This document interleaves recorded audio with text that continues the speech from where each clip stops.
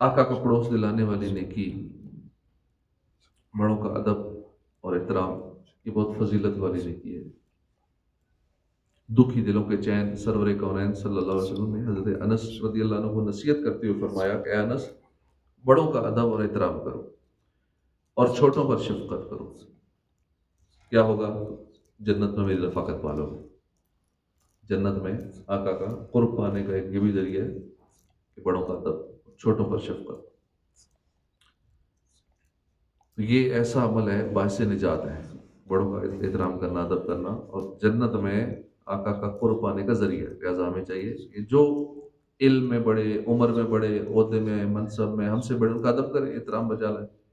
और हमारे बड़ों में माँ-बाप हैं, चचा, ताया, खालू, मामू, बड़े बहन-भाई, दीगर रिश्तेदार, असातिज़ा, पीर व मुर्शिद, उलमा, मशाइख वगैरह सब शामिल हैं। और जो उम्र और मकाम और मर्तबे में छोटा हो, उसके साथ फिर मोहब्बत का, शफ़क़त का बर्ताव। हम इसका उल्ट करते हैं। जो छोटा हो, उम्र में छोटा हो, मर्तबे में छोटा हो, माली हवाले से हमसे छोटा हो, उसको समझते ही कुछ नहीं। शफ़क़त क्या करनी है, उसको उल्टा घटिया समझा जाता है, दबाया जाता है अपने से छोटे को। तो छोटों से शफ़क़त होती है, दबाना नहीं होता, डराना नहीं होता, हर वक़्त उसे प्रेशर में नहीं रखना होता। सोशल लाइफ़ में हमारा अपने बड़ों से वास्ता पड़ता ही रहता है, इसलिए ज़रूरी है कि हम हर लिहाज से उनके अदब व एहतराम का ख्याल रखें। एक मरतबा गाय रिसालत में हज़रत मुहय्यसा रज़ियल्लाहु अन्हु की मौजूदगी में हज़रत अब्दुर्रहमान बिन सहल ने उम्र में छोटा होने के बावजूद बात करने की कोशिश की। उम्र कम थी, फिर भी बड़ों की मौजूदगी में बात करने की कोशिश की, तो हुज़ूर सल्लल्लाहु अलैहि वसल्लम ने उन्हें बड़ों का अदब सिखाते हुए फरमाया, बड़े को बात करने दो, बड़े को बात करने दो। ये भी एक अदब है। जब बड़ा हो, उम्र में बड़ा, इल्म में बड़ा, अब उससे पहले ना बोला जाए। और सोच पता भी है, जवाब आता भी है, लेकिन खामोशी इख्तियार की जाए, वजह बड़ा मौजूद है। ये अदब की तालीम है कि जब बड़े बात कर रहे हो, फिर छोटों को चाहिए कि वो छोटा खामोश रहे। इसी तरह हमें चाहिए कि हर लिहाज से बड़ों का अदब किया करें। मसलन खाना आ गया, छोटे बड़े सारे बैठे हैं, आप पहल ना करें। अदब ये है, बड़े अगर बैठे हैं तो फिर पहल ना करें, पहले बड़े को शुरू करना। मजलिस में बैठे हैं, गुफ्तगू करनी, पहले गुफ्तगू ना करें, पहले बड़ों को करनी। आगे न चले बड़ों, उनको नाम से ना पुकारे, अदब के साथ मुखातब करें, ऊंची आवाज़ में बात ना करें। जब बड़े हों, बड़ों के सामने आवाज़ स्लो होकर की जाती है, ऊंचा नहीं। ऊंचा बोलना बेअदबी है। बड़ों की राय का एहतराम करें, बड़ों के मशवरे को सीरियस लेना चाहिए। हर लिहाज से बड़ों को बड़ा ही समझें, उन्हें हमेशा मुकद्दम रखें, आगे आगे ही समझें। रसूल रहमत शफ़ी उम्मत सल्लल्लाहु अलैहि वसल्लम ने फरमाया, जो पसंद करे कि अल्लाह ताला उसकी उम्र बढ़ाए और रिस्क में इजाफा फरमाए, उसे चाहिए कि माँ बाप के साथ नेक सलूक करे और सिला रहमी किया करे। पता चला माँ बाप की खिदमत करना ये उम्र बढ़ने और रिस्क में इजाफे का जरिया है। आजकल का नौजवान परेशान है, टेंशन में, ना उम्र में बरकत है, ना रिस्क में बरकत है, दोनों हवाले से परेशान है। तो कहीं इसका ये सबब तो नहीं कि वालिदैन का दिल दुखाना, वालिदैन की खिदमत ना करना, कि जैसे वालिदैन चाहते हैं उस तरह, उस अंदाज में न चलना। माँ बाप के होते हुए बंदा टेंशन में हो, बड़ी हैरानगी वाली बात है। माँ बाप के होते हुए बंदा बेरोजगार हो, परेशान हो, गरीब हो ही नहीं सकता। माँ बाप दुआ कर दे तो क्या से क्या हो जाता है। उनका दिल खुश करे, दुआ ना भी निकले तो वैसे ही काम हो जाता है, दिल खुश कर दे वालिदैन। लिहाजा माँ बाप की खूब खिदमत कीजिए। आखिरत में तो जो बरकतें नसीब होंगी वो तो होनी ही है। आखिरत में जन्नत मिलेगी, सारा कुछ होगा, दुनिया में भी बहुत कुछ मिलेगा। तंगदस्ती नहीं आएगी, मालदार हो जाएंगे माँ बाप की खिदमत करने वाले, और बरकत भी होगी। ऐसा नहीं कि माल ज्यादा आने से बंदा मालदार होता है। माल बहुत ज्यादा आ रहा है, बचता कख नहीं है तो मालदारी नहीं है। ज्यादा आ रहा है फिर भी हवस हो रहा है और हवस है, तो ये मालदारी नहीं है। मालदारी है कि थोड़े में बरकत आ जाए, करात मिल जाए, बंदा के बस है, बहुत है, अल्लाह ने जो दे दिया है अल्लाह का शुक्र है, लेकिन हाल में मजीद اکاؤنٹ میں 50 کروڑ پڑا ہے، پھر ہر وقت پھر بھی پریشان ہے کہ تو تھوڑا اور تھوڑے سے کیا بنے گا تو ختم ہو جائے گا۔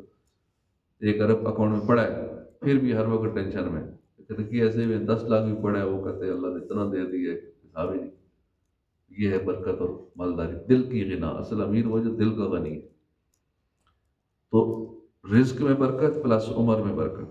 عمر میں برکت ختم ہو چکی ہے، پورا دن لگے رہتے ہیں پھر بھی کتنے کام رہ جاتے ہیں، ہر وقت ہی مصروف ہے، برکت ختم ہوگی زندگی میں۔ پہلے دور میں کتنا مشکل تھا، اب اتنی آسانیاں ہیں پھر بھی برکت نہیں۔ ہر چیز آٹومیشن پہ ہے، خود ہی سارے کام ہو جاتے ہیں، سب اتنے ٹولز آ گئے، اتنے روبوٹ آ گئے اور معاملات اتنے آسان ہو گئے۔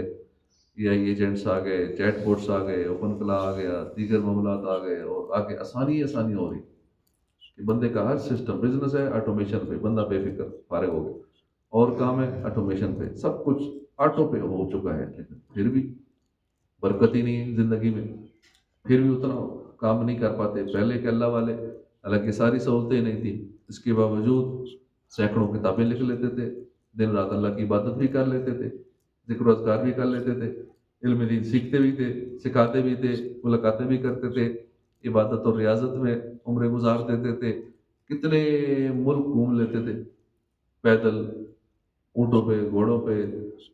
تو اب سب کچھ فاسٹ ہے، یہاں سے دنیا کے دوسرے کونے میں بھی جانا ہے تو 14-15 گھنٹے بندہ وہاں پہنچ جاتا ہے۔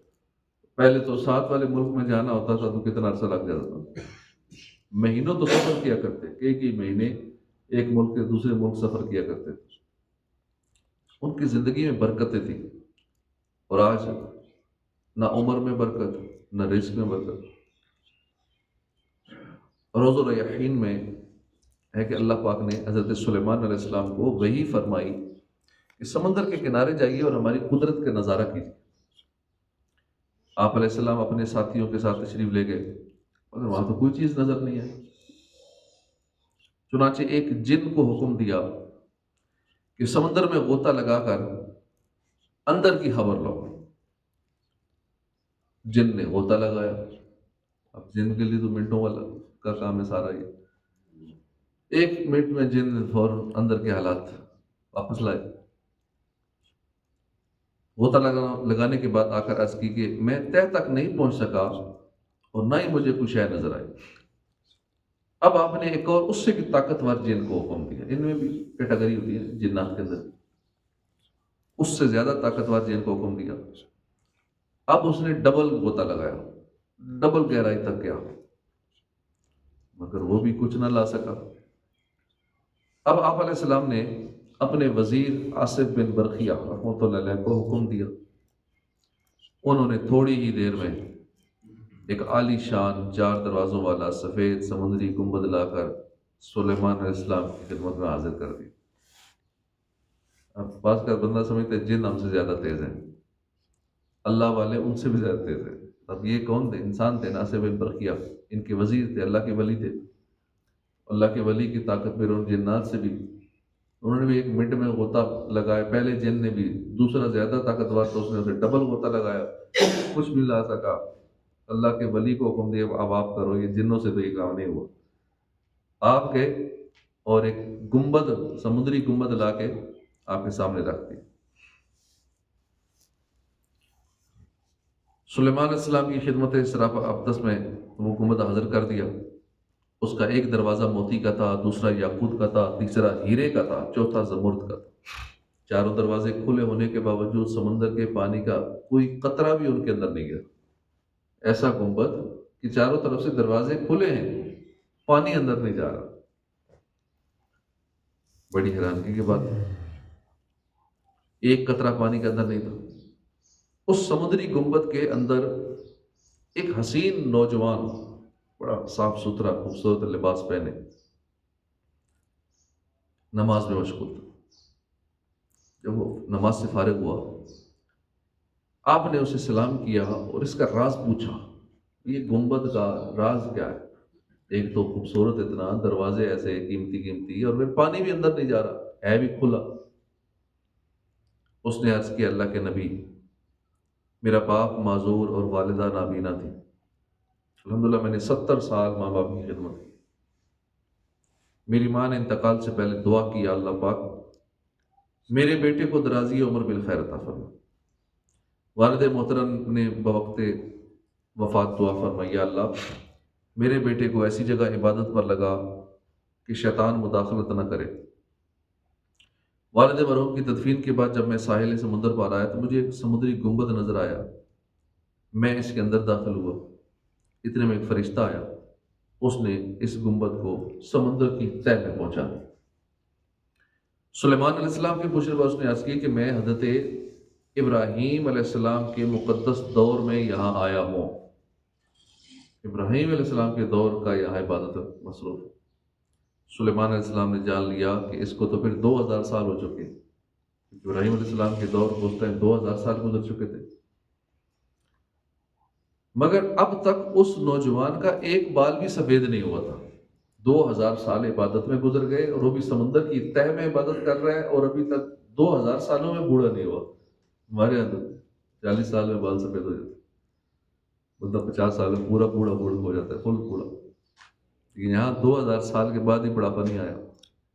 اب پوچھا کھاتے کیا ہو، کیونکہ کھانے پینے کو بھی سمندر کی تہہ میں بغیر کھائے پیے۔ پوچھا کہ غذا کیا ہے تمہاری؟